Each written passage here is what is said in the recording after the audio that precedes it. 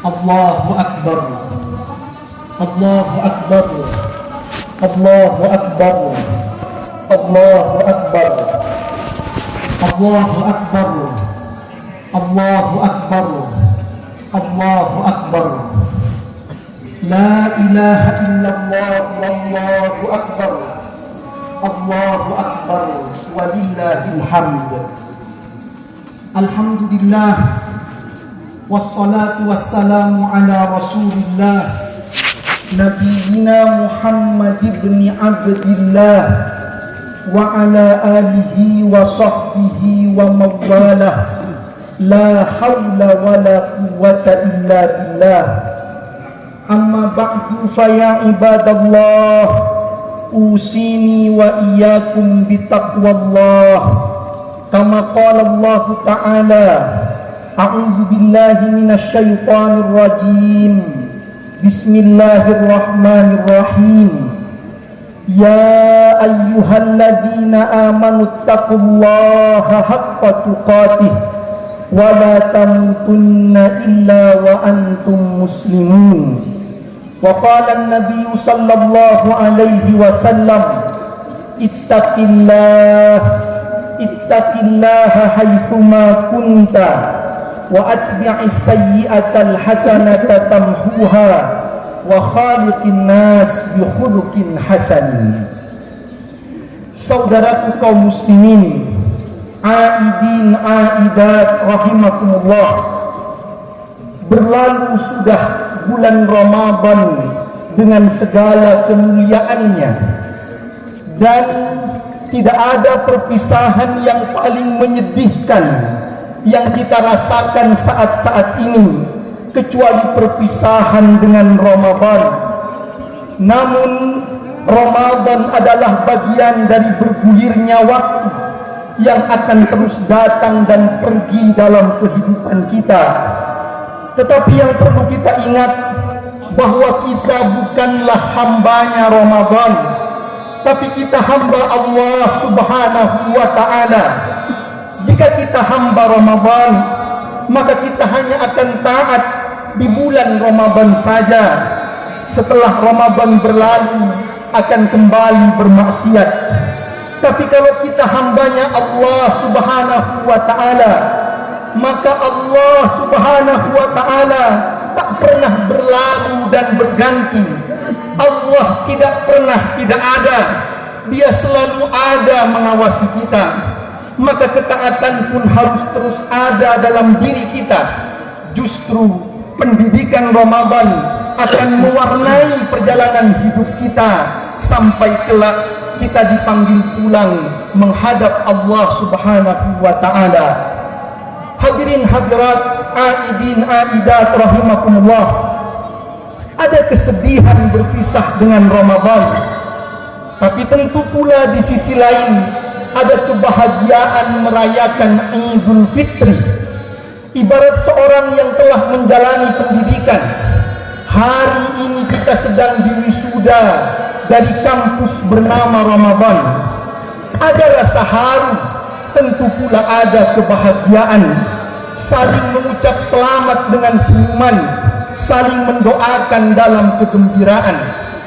Dan agar kebahagiaan Idul Fitri ini tetap terasa hikmat, bukan kebahagiaan yang melenakan seolah bebas kembali bermaksiat, maka mari kita ingat bagaimana Ramadan dan Idul Fitri yang dijalani saudara-saudara muslim kita dalam suasana yang sulit seperti yang sekarang terjadi di Palestina misalkan. Bahkan di antara mereka ada yang pernah bertanya, apakah sah puasa mereka saat tidak ada sedikit pun makanan atau air yang bisa dijadikan sahur dan berbuka, menunjukkan betapa sangat sulitnya kondisi mereka. Hari ini kita bisa beridul fitri dengan bahagia, tapi saudara kita di sana beridul fitri dengan derai air mata. Kita beridul fitri dengan pakaian baru dan indahnya busana. Mereka beridul fitri dengan balutan perban dan luka. Kita bisa bersama keluarga dengan bahagia, mereka harus menangis kehilangan satu persatu keluarga mereka yang meninggal di depan mata. Di sini kita bisa menikmati hidangan Idul Fitri, sedang mereka jangankan masakan lezat, bahkan sekedar air untuk minum pun tak ada. Mari jadikan ini sebagai renungan agar kita bisa tetap beridul fitri dengan khidmat, berbahagia tapi tak terlena, bertekad untuk menjadi hamba yang pandai bersyukur, tetap menjauhi segala dosa dan kemaksiatan, mengistiqomahkan ketaatan kepada Allah Subhanahu wa ta'ala. Ya Allah, berilah kemudahan, keselamatan untuk saudara-saudara kami di Palestina dan di belahan dunia manapun mereka berada. Allahu Akbar, Allahu Akbar, la ilaha illallah wallahu akbar, Allahu Akbar walillahil hamd. Selanjutnya, agar senantiasa kita istiqomah dalam hidup ini, mari kita merenungkan hakikat kehidupan dunia dan akhirat yang akan kita tinggali nanti. Pertama, kenikmatan dunia itu kadar ukurannya sangat terbatas dan sementara, berbeda dengan kenikmatan akhirat yang hakiki kekal abadi selamanya. Mari kita ambil contoh. Ketika seseorang berpuasa, siang hari dia terasa lapar dan haus, ingin sekali kalau nanti dia berbuka, dia masukkan makanan dan minuman lezat pada tubuhnya. Tapi mari kita lihat, saat berbuka itu pun datang waktunya. Gelas pertama mungkin terasa begitu nikmat, gelas kedua masih terasa nikmat, gelas ketiga menurun kenikmatannya, gelas keempat, kelima, keenam jika ada, tak ada lagi rasa nikmat itu. Justru kalau dipaksakan sakit perut kita. Begitu pula makanan. Piring pertama terasa begitu nikmatnya, melepas lapar kita saat berpuasa. Tapi piring kedua masih mungkin terasa nikmat. Piring ketiga berkurang kenikmatan. Piring keempat, kelima, keenam jika pun ada, tak ada lagi kenikmatan itu. Justru ketika dipaksakan, sakit pencernaan kita, berbahaya bagi tubuh kita. Itulah kadar kenikmatan dunia yang begitu diinginkan oleh setiap manusia. Ternyata begitu sudah masuk ke tubuh kita, kadar kenikmatannya begitu terbatas, begitu sementara. Justru kalau dipaksakan masuk terlalu banyak, akan berbahaya bagi tubuh kita. Sungguh kadar kenikmatan dunia itu hanyalah sekecap rasa, sepenuh mulut, sekenyang perut saja. Setelah itu tak ada lagi kadar kenikmatannya. Maka melalui ibadah puasa kita diajarkan untuk tak terlena dengan kehidupan kenikmatan dunia ini. Justru jadikan indahnya nikmat hidup dunia ini dalam rangka beribadah kepada Allah Subhanahu wa ta'ala. Islam juga tak melarang orang menikmati dunianya. Kembali kepada soal puasa tadi, bukankah Allah mempersilahkan kita bersantap sahur? Kita dipersilahkan menikmati buka puasa yang lezat itu. Apa maknanya? Ambil duniamu yang menjadi hakmu, silahkan kau sahur, silahkan kau berbuka, itu nikmati bagian dari duniamu. Tapi ingat, jangan pernah terlena, karena kadar kenikmatan dunia itu sementara, terbatas. Dia kadarnya tak abadi selamanya. Justru gunakan kenikmatan duniamu itu untuk beribadah kepada Allah Subhanahu wa ta'ala. Puasa juga mengajarkan kita bahwa hidup ini bukan soal mengikuti selera kita semata-mata. Lihatlah ketika orang berpuasa, di siang hari seleranya haus ingin minum, lapar ingin makan, itu seleranya. Tapi dia tak penuhi selera itu, karena dia tahu bahwa seleranya harus tunduk kepada aturan Allah Subhanahu wa ta'ala. Sebaliknya, ketika orang bersantap sahur, rata-rata umumnya orang tak nyaman makan di malam hari jam 3 itu. Tapi mengapa dia tetap makan walaupun mungkin tak selera? Karena hidup bukan hanya berdasarkan selera kita, tapi selera kita tundukkan kepada aturan Allah Subhanahu wa ta'ala. Sahur hukumnya sunnah. Tasaharu fa inna fis sahuri barakah. Kita ingin mendapat kesunahan itu, kita makan walaupun mungkin tak selera. Siang kita begitu haus dan lapar, kita tahan berjuang walaupun tetap bekerja. Karena hidup bukan soal selera kita, tapi selera kita harus tunduk kepada aturan Allah Subhanahu wa ta'ala. Saat orang bisa menundukkan seleranya kepada Allah, maka Allah juga tidak akan membebaninya di batas di luar kesanggupannya. Allah tetap sediakan waktu untuk sahur, sediakan waktu untuk berbuka. Silahkan nikmati duniamu, tapi dengan cara yang halal, dengan cara yang kau tundukkan seleramu kepada Allah Subhanahu wa ta'ala. Ini pelajaran puasa yang diajarkan kepada kita selama 1 bulan penuh di bulan Ramadan yang mulia itu. Maka kalau kita ingat-ingat bahwa kadar ukuran kenikmatan dunia itu begitu sementara, jangan sampai melenakan kita. Ambil bagian kita dari dunia, tapi dengan cara yang halal. Selanjutnya gunakan itu untuk beribadah kepada Allah, gunakan itu untuk berbagi kepada sesama. Kata Nabi dalam hadisnya, man fattara sha'iman kana lahu mithlu ajrihi ghaira annahu la yanqusu min ajri sha'imi syai'an. Siapa yang memberi buka puasa setelah dia tahu rasanya lapar dan haus, dia pun dianjurkan berbagi. Siapa yang memberi buka puasa orang yang berpuasa, dia akan mendapat balasan pahala seperti orang yang diberi buka puasa itu, tanpa mengurangi pahala orang yang diberi buka puasa. Allahu Akbar, Allahu Akbar, la ilaha illallah, wallahu akbar, Allahu Akbar walillahil hamd. Kalau pada poin pertama tadi kita membandingkan kenikmatan dunia dengan akhirat, yang ternyata kenikmatan dunia itu begitu terbatas, kadar ukurannya begitu sementara, maka dalam poin kedua yang perlu kita ingat adalah ternyata jangankan dunia itu dibandingkan dengan akhirat, maka dia akan nampak sementaranya. Ternyata sebelum kita bandingkan dengan akhirat, masih kita bandingkan antara dunia dengan dunia pada waktu yang berbeda, ternyata nampak begitu dunia itu sementaranya.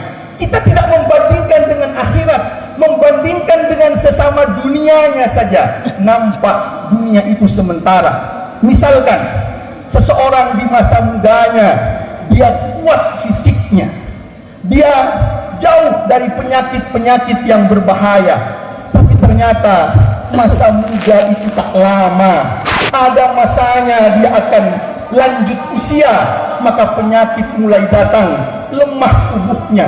Lihatlah, kita tidak membandingkan dunia dengan akhirat, kita baru membandingkan antara dunia di masa muda dengan dunia di masa tua. Nampak begitu kekuatan manusia itu terbatas di dunia ini sebelum kita bandingkan dengan kehidupan akhirat yang abadi. Contoh yang lain, misalkan ada serombongan orang masyarakat yang akan berwisata, mereka menumpangi bis untuk berwisata. Berangkatlah mereka. Saat berangkat ada canda tawa dalam bis pariwisata itu, ada sukacita gembira, tersenyum bahagia, wajah mereka berseri-seri, berbincang satu dengan yang lainnya. Kemudian berangkatlah bis itu.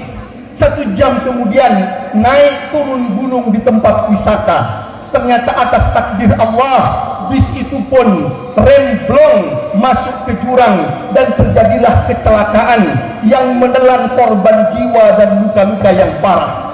Mari kita lihat, 1 jam yang lalu di bis itu ada canda tawa bahagia, 1 jam kemudian berubah menjadi derayan air mata dan duka cita. 1 jam yang lalu mereka masih berbincang dengan akrab dan bahagia. 1 jam kemudian yang terdengar adalah jeritan histeris, meminta tolong dan kesakitan karena luka-luka yang diderita. 1 jam lalu wajah mereka berseri-seri, 1 jam kemudian luka parah hidupnya minta tolong, minta diobati, bahkan ada yang harus cacat seumur hidupnya atau menjadi orang yang meninggal dunia atas takdir Allah Subhanahu wa Ta'ala. Lihatlah dunia itu hanya 1 jam merubah segalanya. Kita belum membandingkan dunia dengan akhirat yang abadi. Kita masih membandingkan dunia 1 jam yang lalu dan 1 jam yang akan datang. Kita bahkan tak punya kuasa terhadap dunia ini. Kita tak punya kuasa atas selamat dan celaka kita, tak punya kuasa atas hidup mati kita. Semuanya ada di tangan Allah Subhanahu wa Ta'ala. Maka buang kesombongan itu jauh-jauh, buang keangkuhan itu jauh-jauh. 1 jam pertama saat ini kita mungkin bangga dengan fisik kita, keluar ke jalan raya atas takdir Allah. Ada orang yang ditabrak oleh kendaraan, akhirnya kata dokter kakinya harus diamputasi karena hancur. 1 jam sebelumnya dia sehat walafiat, utuh sekujur tubuhnya, tapi 1 jam berikutnya dia cacat seumur hidupnya. Mana yang bisa kita sombongkan dalam hidup ini? Apakah kendaraan yang mewah itu? Apakah rumah yang mewah itu? Hitungan detik Allah buat gempa, hancur semuanya. Maka seseorang yang paham tentang hal ini, dia tahu hakikat kehidupan dunia yang sementara. Dia tak akan terlena dengan dunianya. Dia justru gunakan dunia ini untuk bekerja sebaik-baiknya, mencari nafkah yang halal dalam rangka ibadahnya kepada Allah Subhanahu wa Ta'ala. Allahu Akbar, Allahu Akbar, la ilaha illallah, wallahu akbar, Allahu Akbar walillahil hamd. Yang ketiga, agar kita memahami betul hakikat kehidupan dunia dan akhirat dan tidak terlena, ingatlah bahwa dunia ini adalah ujian amal dari Allah Subhanahu wa Ta'ala. Allah berfirman dalam Al-Quran, A'udzu billahi minasyaitonir rajim, Bismillahirrahmanirrahim. Alladzi khalaqal mauta wal hayata liyabluwakum ayyukum ahsanu amala. Dialah Allah yang menciptakan hidup dan mati untuk menguji kalian siapa yang terbaik amalnya. Hidup ini adalah ujian amal dari Allah Subhanahu wa Ta'ala. Kita ambil contoh, dalam kehidupan kita sering menghadapi ujian. Ada ujian masuk ke pekerjaan tertentu, ada ujian pendidikan. Kita tahu bahwa ujian pekerjaan itu betapapun pentingnya, jika dia tidak lulus misalkan, dia masih bisa mencari pekerjaan lain atau berwirausaha. Jika ujian pendidikan dia tak lulus misalkan, dia bisa mengulang pada ujian susulan, ujian perbaikan, atau mengulang di tahun berikutnya. Tapi walaupun ujian dunia itu ada solusinya, ada alternatifnya jika tidak lulus, orang akan bersungguh-sungguh menempuh ujiannya. Ada satu ujian, hadirin hadirat rahimakumullah, yang tidak ada alternatif pilihannya. Kalau sukses dia surga, kalau tak sukses gagal dia neraka. Tak ada alternatif pilihannya, tak ada ujian susulannya, tak ada ujian perbaikannya. Biarlah hidup kita di dunia ini Allah menguji kita dengan amal-amal kebaikan. Apakah kita akan isi dengan amal yang baik atau amal yang buruk? Sungguh orang yang banyak berbuat dosa di dunia ini, kelak ketika dia dibangkitkan digiring menghadap Allah Subhanahu wa Ta'ala karena gagal ujian dunianya, maka dia tertunduk lesu. Allah berfirman, A'udzu billahi minasyaitonir rajim, Bismillahirrahmanirrahim. Walau tara idil mujrimuna nakisu ru'usihim inda rabbihim Rabbana absarna wa sami'na farji'na na'mal salihan inna muqinun. Dan alangkah ngerinya, kata Allah, jika kamu lihat orang-orang yang berdosa itu tertunduk lemas saat digiring menghadap Allah Subhanahu wa Ta'ala. Mereka mengatakan, ya Allah, sekarang kami mendengar, kami melihat ada hari pertanggungjawaban itu, ya Allah, maka kembalikan kami sekali lagi ke dunia. Beri kami ujian susulan itu, ya Allah. Beri kami ujian perbaikan itu sekali lagi, ya Allah. Kami akan laksanakan ujian itu dengan sebaik-baiknya. Kata Allah Subhanahu wa Ta'ala, ujian telah selesai. Saatnya penilaian, pembagian rapot catatan amal kita masing-masing. Hadirin hadirat aidin aidat rahimakumullah, hari ini kita masih Allah takdirkan hidup di dunia, nyawa masih dikandung badan. Laksanakan ujian-ujian amal di dunia ini dengan sebaik-baiknya. Azan berkumandang, kita datang ke masjid. Apa yang dilarang Allah kita tinggalkan, apa yang diperintah kita laksanakan. Ini ujian besar yang menentukan surga neraka kita. Kapan habis waktunya? Saat maut datang menjemput kita, habis waktu ujian itu, giliran penilaian di hadapan Allah Subhanahu wa ta'ala. Sungguh ini ujian yang tak ada ujian susulannya, tak ada ujian perbaikannya. Maka laksanakan sebaik-baiknya, bukan hanya demi masa depan setahun 2 tahun kita di dunia, tapi masa depan selamanya di akhirat yang hakiki, yang abadi kekal di sisi Allah Subhanahu wa ta'ala. Akhirnya marilah kita berdoa kepada Allah Subhanahu wa ta'ala. Semoga Allah mengijabah doa-doa yang kita panjatkan kepadanya. Bismillahirrahmanirrahim. Alhamdulillahi rabbil alamin. Allahumma salli wa sallim wa barik ala nabiyyina Muhammadin wa ala alihi wa ashabihi ajmain. Walhamdulillahi rabbil alamin. Ya Allah, kami bersimpuh di hadapan kebesaran-Mu pagi ini, memohon ampun atas segala dosa, dan kami bermunajat semoga Engkau kabulkan doa-doa yang kami panjatkan ini. Ya Allah, Ramadan baru saja kami lalui. Ampuni kami ya Allah atas segala kekurangan dalam mengisi bulan Ramadan ini. Tak jarang kami mengisi Ramadan hanya sebatas hiruk pikuk dunianya saja. Kami hanya disibukkan dengan bermacam hidangan makanan, padahal Engkau ingin agar kami justru lebih mementingkan asupan rohani dengan banyak beribadah kepadamu. Kadang hidangan makanan di Ramadan kami sampai berlebih dan terbuang-buang, padahal saudara-saudara kami di Palestina dan di belahan bumi lainnya yang kesulitan untuk buka puasa dan sahur saja, mereka tak ada yang bisa dimakan dan diminum. Ya Allah, seringkali kami hanya sibuk berbelanja busana dan pakaian sampai melalaikan ibadah di bulan Ramadan, padahal Engkau ingin agar ketakwaanlah yang justru menjadi busana kami, ketawaduannya lah yang menjadi pakaian kami. Ampuni kami ya Allah jika justru malah kesombongan yang menghiasi diri kami dengan segala gemerlap pakaian dan aksesoris duniawi. Ya Allah, kami tahu bahwa bisa jadi Ramadan yang baru saja berlalu ini adalah Ramadan terakhir dalam hidup kami, karena kematian bisa datang kapanpun sesuai ketentuan-Mu. Ampuni kami ya Allah, karena masih banyak menyia-nyiakan kemuliaan Ramadan. Puasa kami seringkali hanya tinggal lapar dan haus karena masih banyak berbuat dosa. Salat tarawih kami masih sering tak khusyuk. Tadarus Al-Quran tidak jarang tanpa penghayatan. Sedekah kami ya Allah masih banyak perhitungan, padahal saat belanja keinginan kami tak pernah ragu mengeluarkan banyak uang. Ya Allah, pagi ini panas terik matahari bersama-sama kami rasakan, membuat keringat kami bercucuran. Kami membayangkan inilah gambaran kecil dari apa yang akan kami alami kelak di padang mahsyar saat kami dikumpulkan bersama seluruh manusia. Ketika itu panas terik matahari jauh lebih panas lagi ya Allah, karena jaraknya semakin didekatkan kepada kami. Ya Allah, jadikan saat itu kami termasuk golongan yang mendapat perlindungan-Mu.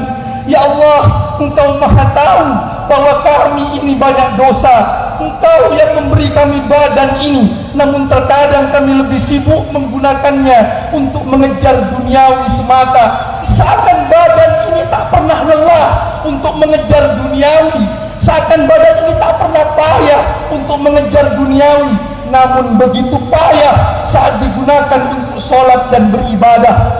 Kami ya Allah sering melupakan-Mu saat sibuknya pekerjaan, bahkan dalam sholat-sholat kami sekalipun kami sering tak ingat padamu ya Allah, karena tak khusyuk. Padahal berdiri sebentar saja kami merasa berat, padahal kami tahu kelak di padang mahsyar kami akan berdiri lebih lama lagi untuk mempertanggungjawabkan semua amalan kami, dan sholat menjadi salah satu penolong kami saat itu. Ampuni kami ya Allah. Ya Allah, ampuni kami karena belum mampu membawa kesejukan di tengah-tengah keluarga kami. Sebagai suami, kami masih sering marah-marah dan menyakiti hati, padahal istri sudah menemani dalam lebih dan kurang kami. Sebagai istri, kami masih sering menuntut kurang syukur kami, padahal suami sudah bercucur keringat dalam kesungguhan mencari nafkah yang halal bagi kami. Ya Allah, sebagai anak, kami belum bisa berbakti dengan baik kepada orang tua kami, padahal kami tahu bahwa keridhaan-Mu terdapat pada keridhaan mereka, kemurkaan-Mu terdapat pada kemurkaan mereka. Maafkan kami jika selama ini khilaf telah melukai hati orang tua kami. Ya Allah, kami tahu bahwa yang orang tua butuhkan dari kami bukanlah materi dan harta, tapi cinta dan kasih sayang. Maafkan kami ya Allah jika saat orang tua sakit kami tidak menjenguknya dengan alasan sibuk. Jika mereka butuh, kami tak di sampingnya. Jika mereka merindukan kami, kami tak datang menyapanya. Ya Allah ya Rabb, ampuni kami dan muliakan kedua orang tua kami. Ya Allah, di antara kami saat ini mungkin ada yang tidak bisa lagi berkumpul bersama keluarga di Idul Fitri ini, karena di antara ada keluarga kami yang telah mendahului kami. Ya Allah, tak bisa kami mencium tangan orang tua kami yang telah meninggal. Kami mohon kepadamu, luaskan kubur orang tua kami, anugerahkan kepada orang tua dan keluarga kami yang telah meninggal nikmat kuburmu ya Allah. Ada juga di antara kami saat ini yang terpisah jarak dengan keluarga karena sedang di perantauan di Malaysia atau negeri lainnya karena mencari nafkah untuk kami. Kami rindu ya Allah, tak bisa kami mencium tangan orang tua kami, suami kami, tak bisa kami memeluk istri dan anak-anak kami secara langsung. Mudah-mudahan di suatu waktu yang lebih baik kami bisa berkumpul lagi sekeluarga ya Allah, berkumpul bahagia di dunia dan juga berkumpul bersama kelak di surga-Mu nanti ya Allah. Ya Allah, hari ini dengan pertolongan-Mu kami bertekad untuk membawa semangat Ramadan dalam hidup kami, untuk betul-betul beribadah sesuai dengan petunjuk-Mu ya Allah, menjadi hamba yang lebih bertakwa kepadamu. Jadikan pertemuan kami di dunia ini pertemuan yang Engkau ridhoi, dan kelak jadikan pertemuan kami juga di akhirat ya Allah, agar senantiasa berkumpul di surga Firdaus-Mu nanti. Barakallahu li wa lakum fil Qur'anil azim wa nafa'ni wa iyyakum bima fihi minal ayati wa dzikril hakim. Allahumma ighfir lil muslimina wal muslimat wal mu'minina wal mu'minat al ahya'i minhum wal amwat. Rabbana atina fid dunya hasanah wa fil akhirati hasanah wa qina adzabannar. Walhamdulillahi rabbil alamin. Wassalamu alaikum warahmatullahi wabarakatuh.